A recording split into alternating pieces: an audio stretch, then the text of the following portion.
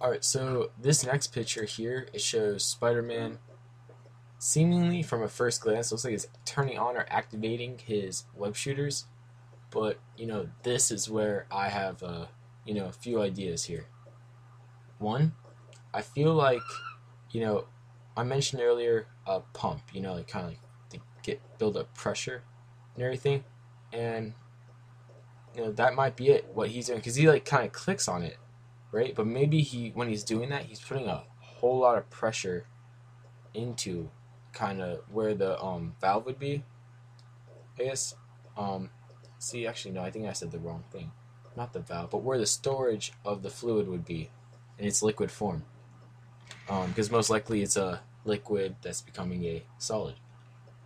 So yeah, that's one idea I have. Another is because you see, there's like these meters here, kind of, and I feel like those might be like web cartridges that are in it. So maybe he's putting a web cartridge in there, but the way the cartridges work, because when you see him web shooting, I wish I had a picture of it, but when you see him web shooting, it seems like something is being discharged from his web shooters. So maybe that's it. Maybe one cartridge has a certain amount of like mini cartridges, something like that, and that's what that's showing. That's showing like a meter, so he knows basically when he looks, oh, I'm low, or something like that. And also, if you look at his glove where a hand is, it looks like a foam padded like object there. That might be where he presses down on his hands to, you know, I guess put pressure or basically make the famous Spider-Man sign with his hands and shoot the webbing out. But one thing that I found interesting was this isn't a traditional web shooter design that you see in Spider-Man comics. Totally original design, surprisingly very small as well.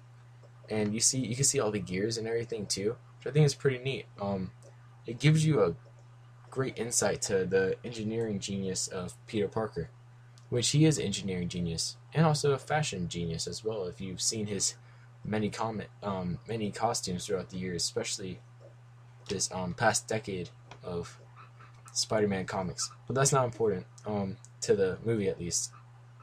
And I hate being really nitpicky here with like breaking down this, but some of the fabric on the costume looks like it's a little bit ripped.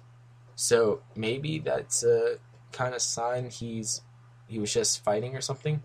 Who knows? I might be just looking into it too much because I do that sometimes. So sorry about that if that confuses you or it just annoys you. But yeah, that's what I got out of this picture.